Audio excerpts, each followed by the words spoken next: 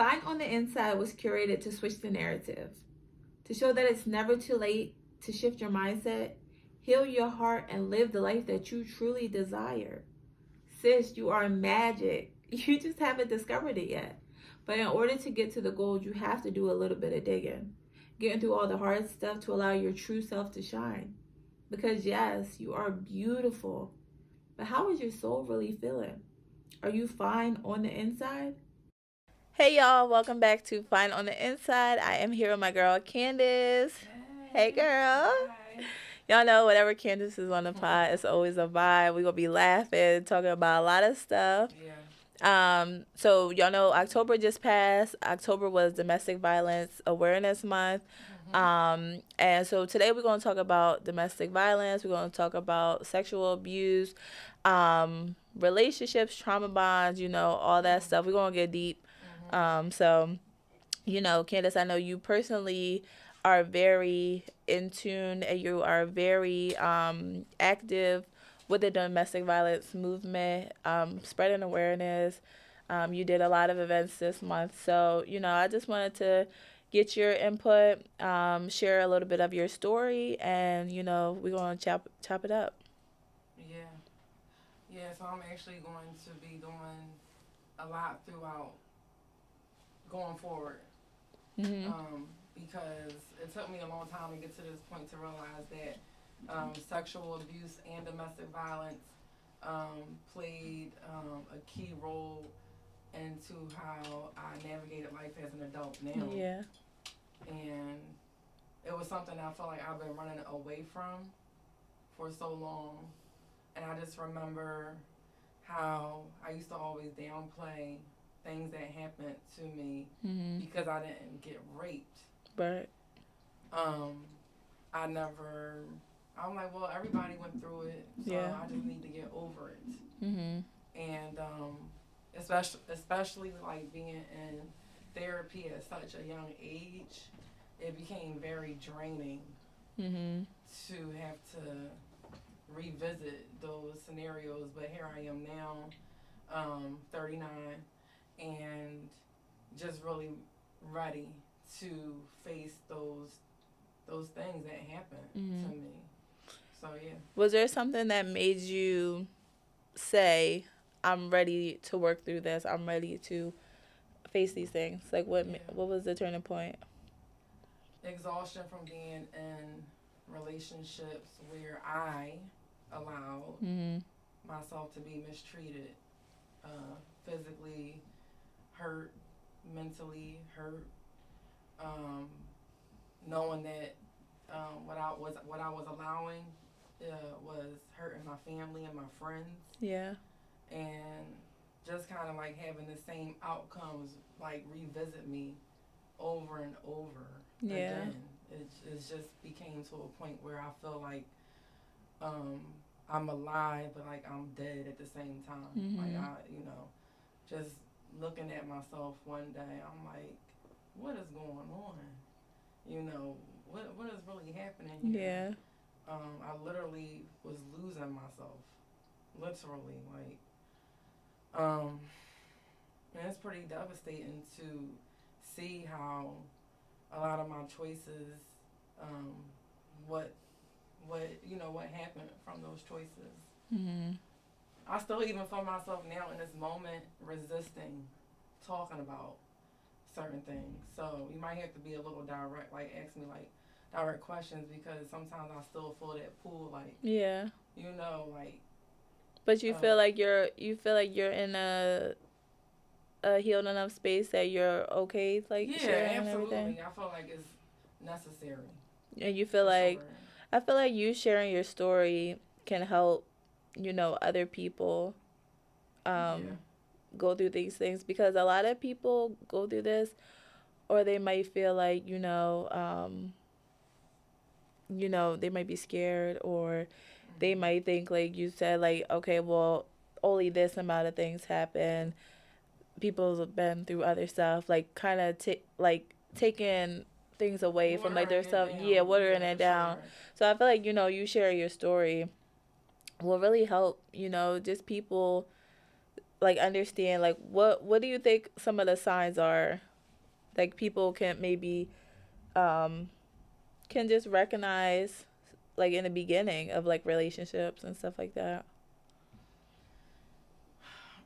We want to talk about relationships because something just came to mind that I'll bring the relationship part into it if that's okay.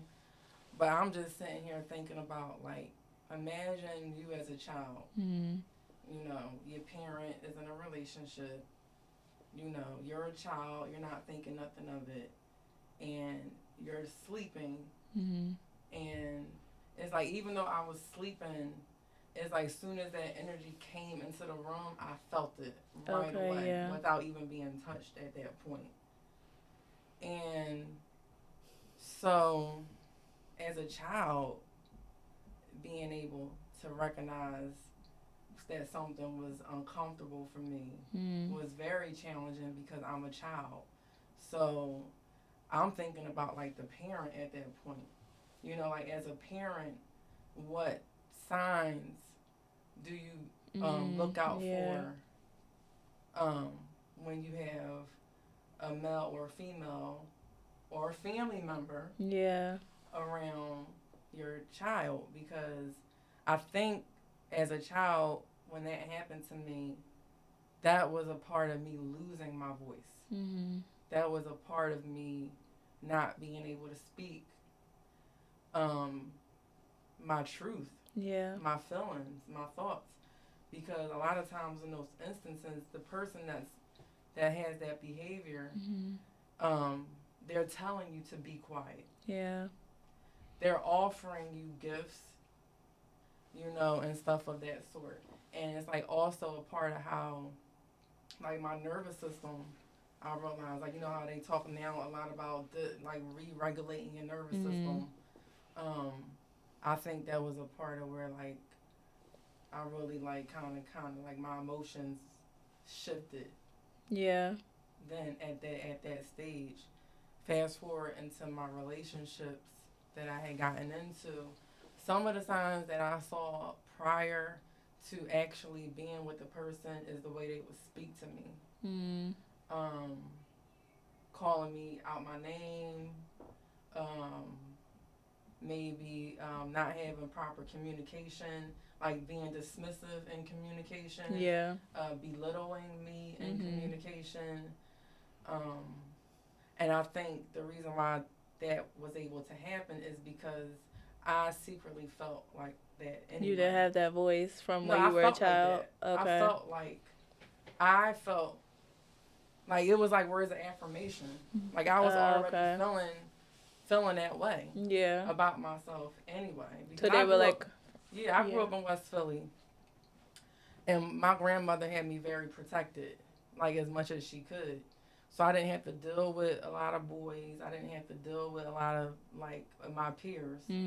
But then when I had moved up into Delaware County, that's when I started to have to be faced with so many challenges with dealing with my peers and girls being jealous of me and me not understanding why, because, you know, they thought I was just the prettiest thing. And I didn't even feel that way about myself. And then all the boys coming and approaching me and then having to deal with, you know, the girls wanting to fight. You know, it was just a lot to deal with, and it correlates with the sexual abuse because I really couldn't just comprehend, like, what was people seeing in me? Like, what was it? Like, you feel you didn't. Even I'm like, well, I was very mature for my age. Like,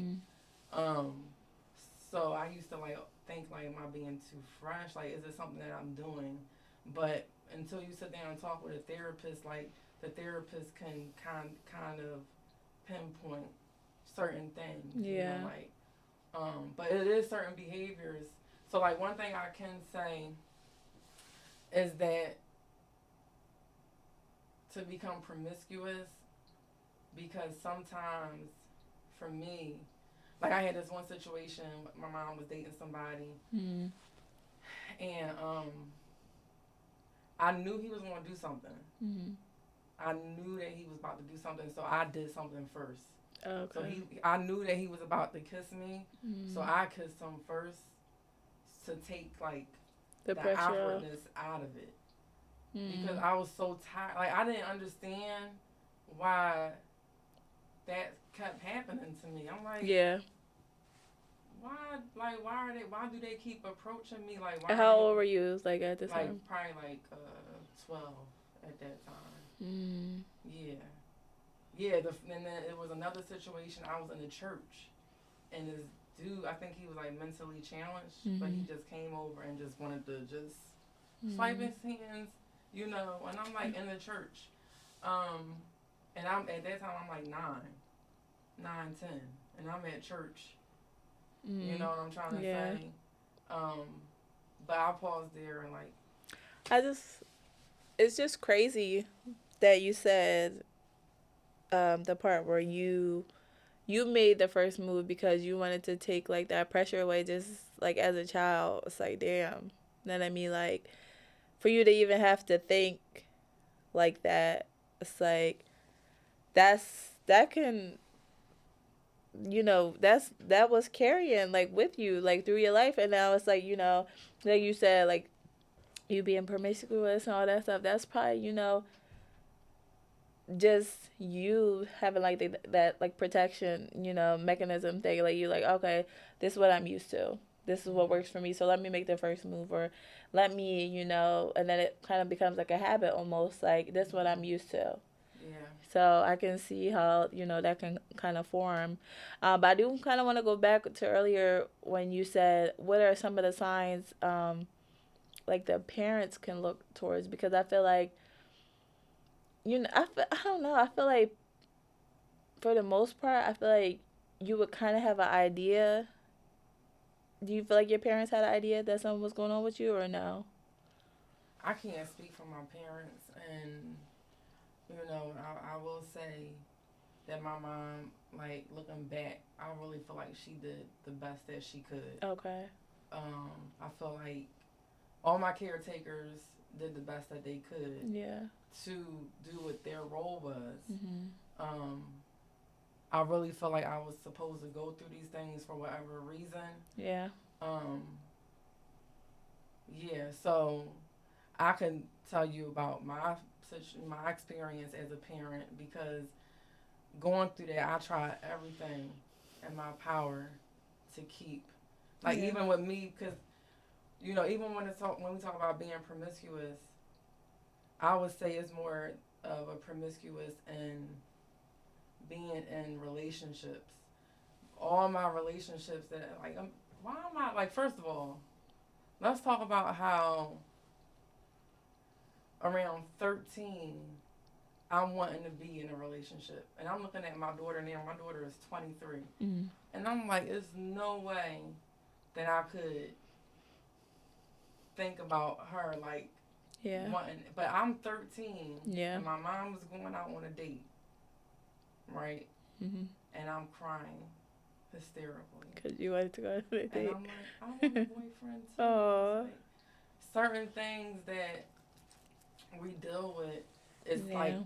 I feel like also too, like acknowledging, like I hadn't acknowledged how that those experiences made me feel. Like I Mhm. remember um one time we was driving on the street, and I seen a guy that, like one of the guys that violated me, Oh yeah. and my mom was like, you want me to pull over?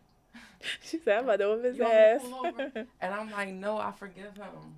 Hmm. Just, but it's like I don't really know if I really meant that I forgave him or not. I just didn't want to deal with that Yeah. pain. But yeah, I just didn't want to deal with it. But now I'm at the point where I do like my meditations and stuff. Mhm. I acknowledge, like, I am pissed off Yeah. that those things happened to me, because my innocence was Yeah. taken from me, and like I had to deal with all these things that come along with sex Mhm. at an age that I don't feel like I You were wanted to ready. be with. I Yeah. wanted to deal with. Um, but as a parent, I try so hard to keep my kids out of situations, Mhm. even when I was in situations that were toxic, that where the person was abusive towards me. I Mhm. try my best to keep my kids away from that, because I didn't have the strength to actually walk away. Yeah. But I did have enough common sense to know, like, if I can't be somebody that's able to protect, then who else can I lean on until I get myself out of the situation? Yeah. But I lived in shelters. I lived in a car before. I've been there, done that by my choice. Yeah. You see what I'm saying? And unfortunately, because I didn't take the necessary proper steps to really deal with my healing journey the way I am now, unfortunately, my daughter did end up being impacted by somebody that I was involved with. So as a parent, yes, I did have like the sign, like I did have my intuition was telling me that something wasn't right, and I did have conversations, but people from the outside looking in can have their opinion about what you have going on and what they may do until they actually experience it for themselves. And the signs are, for me, I would say, is if somebody is just too close to your child. Yeah. Even if you see your child being comfortable, you have to like nip that in the bud. Yeah. Another sign is if the person is demonizing your character in front of your child. If the person is being manipulative in regards to like I had one situation where he had actually hit me, and I took all the kids and I went in the car and I left, and my daughter, she's like, yeah, I gotta use the bathroom.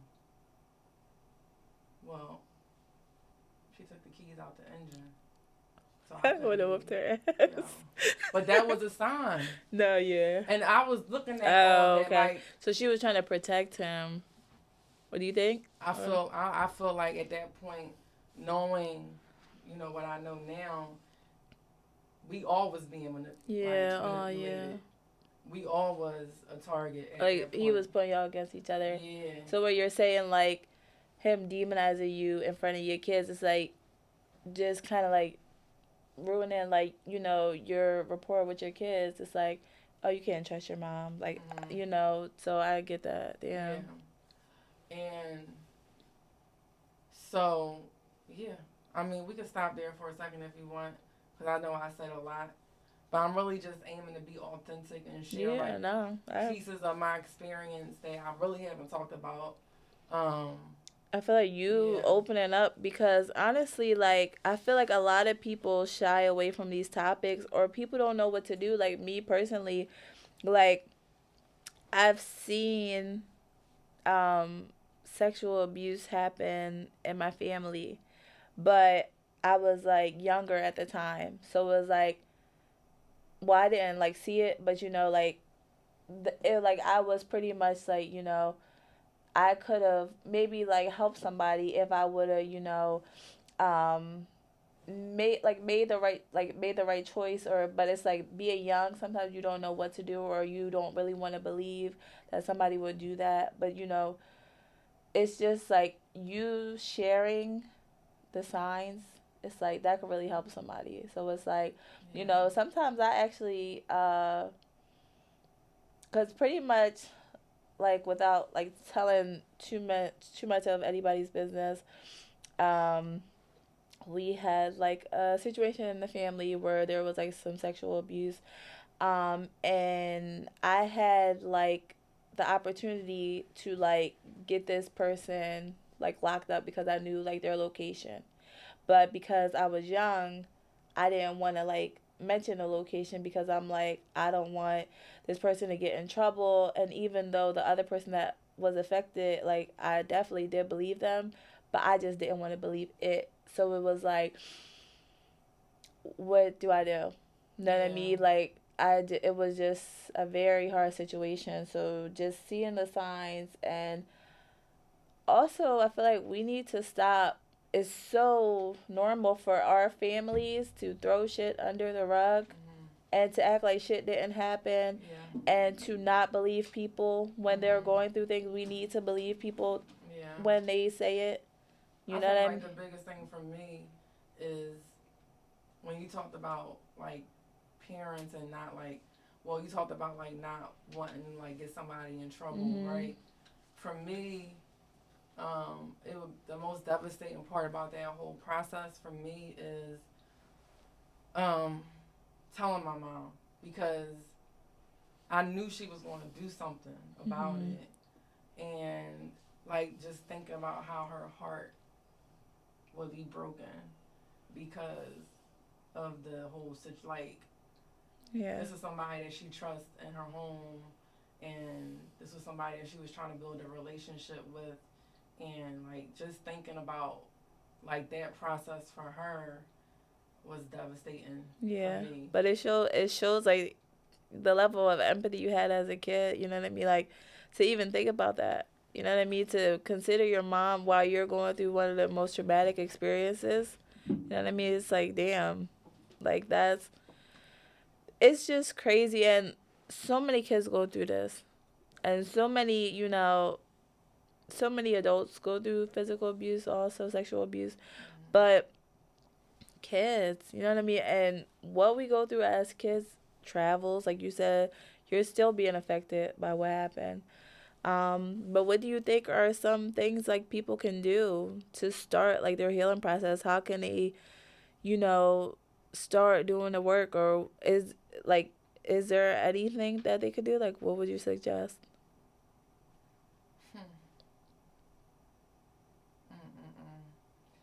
I mean, it's just one of those situations where you have to be so determined to do opposite from what you're used to. Like my last situation, after everything was exposed, I mean, I got 2 sons by this individual, and you know, we was aligned in faith too together. You know, but I'm gonna be honest, there was red flags. Okay, yeah. So if you want to do something, anything, I want to actually, well, I want to talk. I don't want to hop around too much, but the red flags part, because I actually have been in like an abusive relationship where it was like in the beginning, like I seen the red flags, but I was really like normalizing that shit. Like, oh, it's cute that he's popping up at my crib, or oh, it's cute that he's snapping out, because if he's jealous, that means like he cares about me. Like, no, that's a red flag. That means there could be something more, most likely more, that's gonna happen. You know what I mean? Like making little jokes, like you said, like dismissing you, stuff like that. Especially young women, we think that shit is normal. It's not. Like, it's not normal, and it might be normal, but it's not healthy. Exactly, yeah. Like it shouldn't be the norm. We have to like kind of like get that out of our minds almost, and just show people like that's not healthy. You know what I mean? That's not how you should be treated.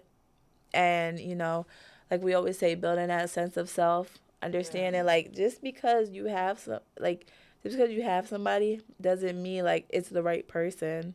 You know what I mean? So I feel like that's a big thing, like not normalizing those toxic behaviors.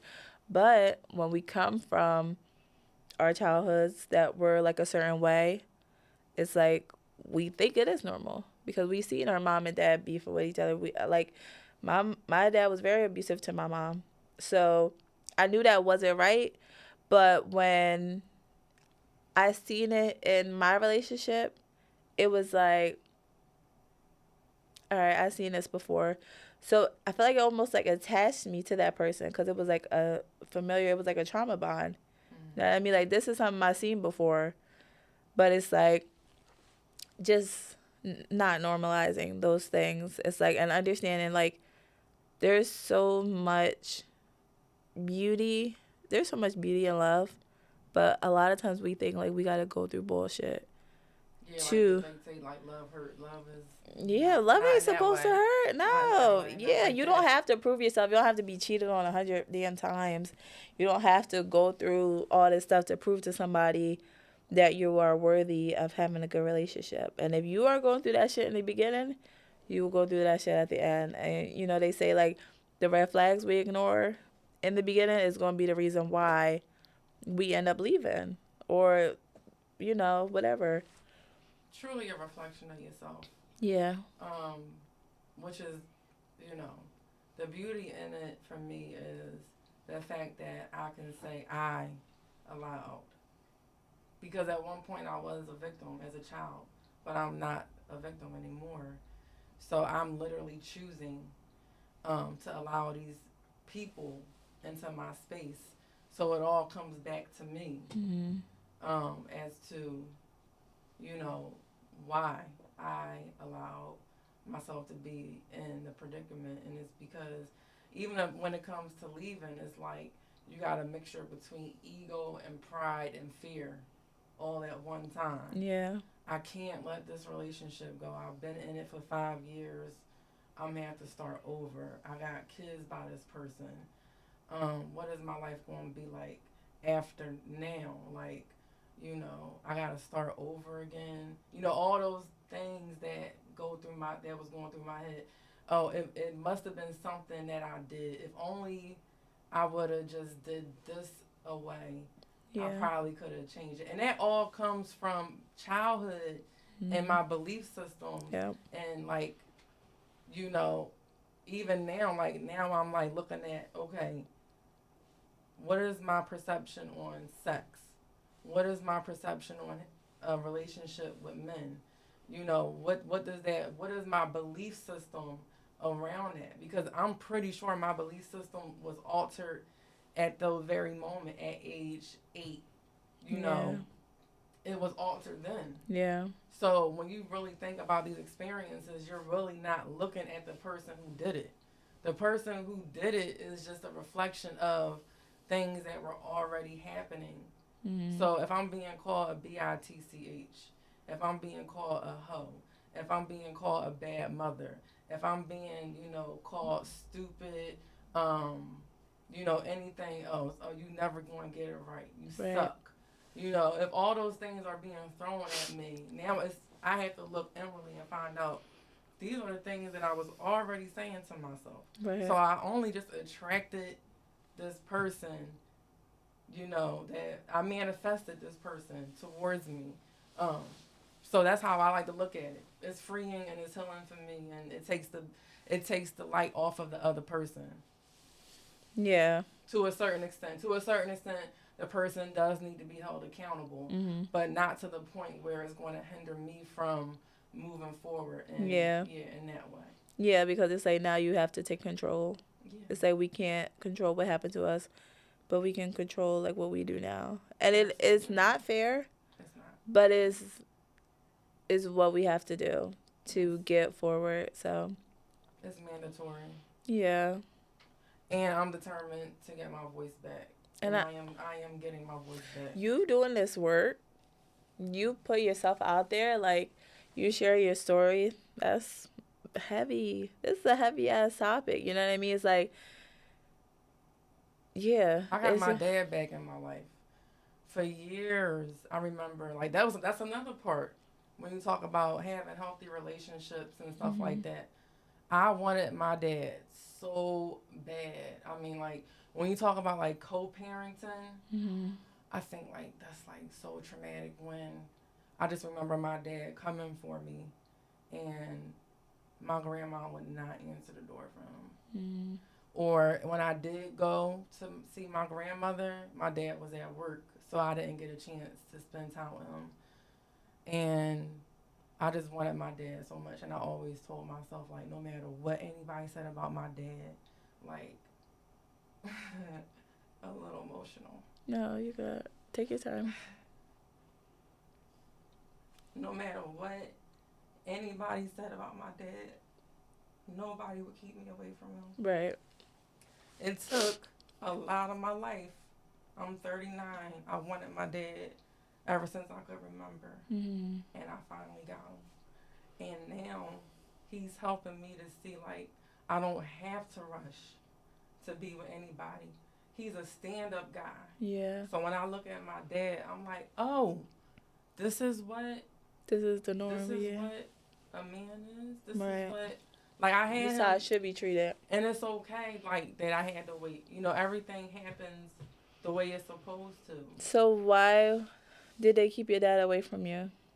Because co-parenting, when a relationship don't work out, it's Okay. like, and I, you know what, I was mad at everybody for a little bit. My stepmom, my dad, my grandma, like, why put the kids?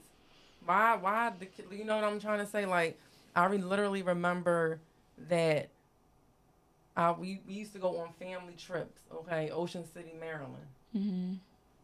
My dad, my stepmom, and my brother and sister would be in one room. Me, my cousin, my grandmom, and my grandfather would be in another room. Mm-hmm. Why am I separated from my Yeah. dad, from my sister, from my brother? Because the adults can't get it together. Yeah. You know, it's crazy because I see that a lot. I see a lot of men, good ass dads, and it's crazy. I think our generation, first off, has some great dads, number one. But I see so many men go through so much trying to just get their kids. And I feel like what I could see is like the ones that actually put in the work for their kids get the most like backlash. And like I can't speak on everybody's situation because, you know, we're not in that relationship, we're not in that co-parent, so we could only, you know, see things from certain angles and things like that. But from what I have seen, I've seen a lot of times where it's like men actively trying to be in their kids' life, and you know the moms, and sometimes it's vice versa, but you know the moms kind of like want control, or you know just not being able to pass that like relationship barrier or emotional barrier. And you know me, you know, having kids like with someone and having to co-parent, I know how it is, you know, when you first like end a relationship and you are angry and you do have feelings, but just understanding like you have to push that shit aside because you see how you feel. You wanted your dad so bad, you know what I mean? And it's like that shit's really crazy because there's so many kids out here who want to go with their dad. The dads be the fun parents, you know what I mean? And it's like, we gotta stop doing that. We gotta stop, you know, unless the children are being harmed, you know what I mean? Unless there's some real shit going on, all that personal shit gotta be put aside. Because he got a girlfriend or because he's not doing exactly what you need to do at this moment in time, like, all that don't matter. You know what I mean? Like, for the kids, because that shit really affects you. Like, you're saying right now, like, you just wanted your dad. That's insane that, like, we be so selfish. You know what I mean? We really be selfish. And the kids are always the ones that are affected. They always are. So, it's so much that we have to do. And it's like going back to being fine on the inside, doing the inner work because our kids, it starts with the parents. If we're not fine on the inside, if we are not feeling like worthy, all right, well, I'm not, he didn't do what I said. Okay, well, you're not saying you're that. But it's like, really, it's like, it's disappointment or is a pride thing that, you know, we're going through or whatever it is that's stopping us, well, making us stopping the dad from seeing the parents or whatever. I mean, the kids, it's like, what is going on within you that you really want to stop your kid from seeing her dad? Or it might be a protection thing, you know what I mean? Like, I want to protect them from getting hurt like I did. But we just got to understand, like, it's two different dynamics. And I know everybody's situation is different, so I'm not taking nothing from nobody. But I do see that often. And then sometimes it's the dads, too. You know what I mean? But just, like, it's more common for the moms to do it. But sometimes, you know, the dads have the power, you know, and it's the same thing, vice versa. But we just got to understand, like, the kids are affected. And by what you just said, like, it just shows. Like, my kids, my two sons are going to be impacted. And it's unfortunate because, you know, their dad is incarcerated for the actions that he decided to take. And it's just a real, it's, you know, it's impacting them. Because if I did have a choice, You know, I would love to see. I feel like I'm a great co-parent. I would love to see that take place, but because that's there's certain laws in Mm-hmm. place, you know, for him now Yeah. that I don't have no control over. But I feel like that's. I'm sorry to cut you off. Go No, ahead. you good. I was just saying, like, I feel like that's out of your control. You know what I mean? Yeah. It's not like you're like, oh, I'm in my feelings today. Yeah. You're not seeing your That's why I dad. wanted to put the difference out Yeah. there between the two. Yeah. Yeah. So Yeah, no, I definitely understand that. And that's why I was saying, like, I'm not taking nothing away from, I know things, you know, we all go through things. And sometimes, you know, people might not be consistent or, you know, you want to protect your kid from certain things. So I get it. You know, there's so many different perspectives. I haven't been in everybody's situation, so I never want to take, like, anything away from nobody as to why they choose to do their parenting the way they do. But just understand that, like, it does affect the kids for sure. I can say like once I finally was able to separate myself completely from the situation, because I know you had mentioned like what are some ways you can deal with it when you get out. When I finally was able to like be completely separated from the situation, it took me almost a year to recoup. Um, However, if you can just have one person, that's what helped me. I had one person that really stepped in for me, that was there for me, that kind of like helped me rediscover myself. So once you get out, you have to really work hard to stay out, Yeah. and you only can do that by having a good support system, and you have to be willing to receive. You mean like you getting out of the relationship? Yeah, staying out. Okay. Staying out. Yeah. There was plenty of times I went out, got help, and then you gotta understand you exhaust people with that. Yeah. You know, it's exhausting when you know you go into somebody, they see your face all black and blue. My head was split open at one point. Like people are seeing this, and it's like, girl, leave. What the? I have been through that. Like, my homegirl used to be like, bitch, what the fuck are you doing? Yeah, like, why don't you just go already? Right. And it's like, nah. But it don't really be that easy. But like you said, you do exhaust people. So it's like, you gotta, it's easier said than done though. You know what I mean? Like when you're in a situation, it's like, you want this person to change. Sometimes we think they are going to change. Narcissists, manipulators, they are good at that shit. Like, all right, we just got into this crazy fight, but I'm about to make you feel like I'm literally the only person that loves you. Your friends over there that you're going to, they don't really love you. And then your friends are already looking at you crazy. So in your mind, you like, it's like you put up a defense against the wrong people. Right, exactly. You like, damn, like why these bitches against me? Like, but they really not. They been telling you what's going on. But we just be so blinded. We just, like I said, it's a mixture between your pride and your ego. And you said fear. And your fear. And it's all that combined. It's crazy because like when I was in like an abusive relationship, at first it was like the pride and ego. I'm like, all right. I felt like, oh, like he's doing all that. He must like care about me, like whatever. He's crashing out, whatever, blah, blah, blah.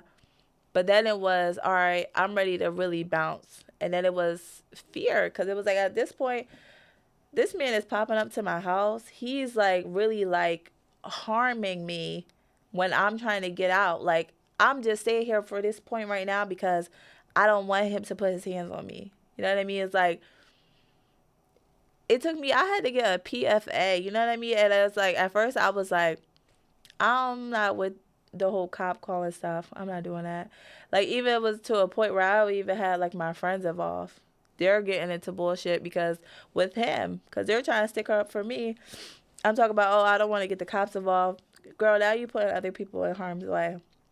Now not only are you putting yourself in harm's way, but your friends. And it was like, all right, the one day like the person I was with, like he just came to my house and he was like snapping out, but my kids was there. Like it never happened like in front of my kids. And he was just like yelling and breaking shit.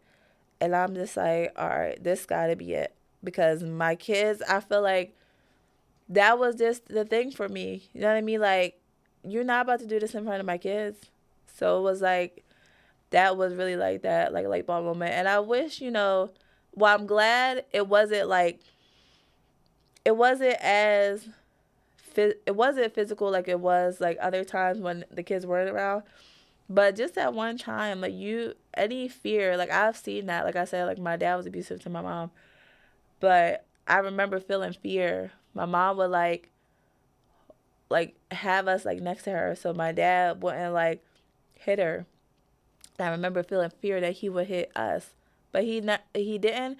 But like just having that fear, so I'm like I will never put my kids in that situation, like that they have to feel that fear. So then I was just like, I just gotta get this PFA because you can't come around me no more. Kids are powerful. My 1 year, no, he wasn't even one yet. But he picked up, he was in the bathtub and he just started crying. He was picking up my energy.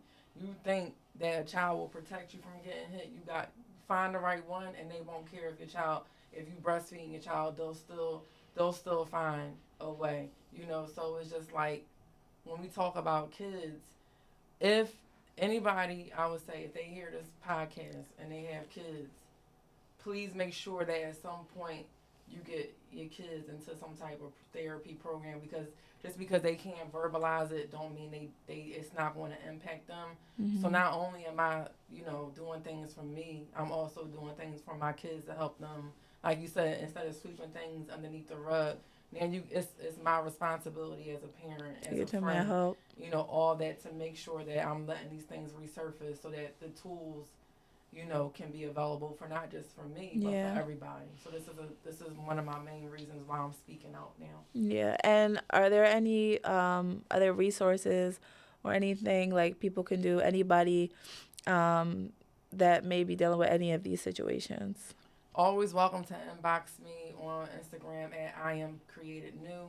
And if I can definitely redirect to some sources depending on the county that you live in. Okay. So I'm like a little mini social worker without the license. Nice, I like that. So yeah, always inbox me or reach out to somebody in your local county. Believe it or not, these places are confidential to the point where the fear of you, getting your kids taken away or you being in danger in other ways, that's not going to happen. Yeah. So just like kind of just put the fear to the side and just take a step forward, and that's what I would recommend. Okay. I just want to say thank you for being so open and vulnerable. Like, that's not light. And I want you to know, like, you really are making a difference. I'm so grateful for you. I'm so grateful for you to be on this podcast, like your energy. Yeah. You've been through so much stuff. And for you to really be, like, having the best energy, you make me laugh all the time. I can't even take shit serious sometimes. Like, so for you to be able to do that, I'm really grateful for you to be on here. So. And thanks for providing a space for me. No problem.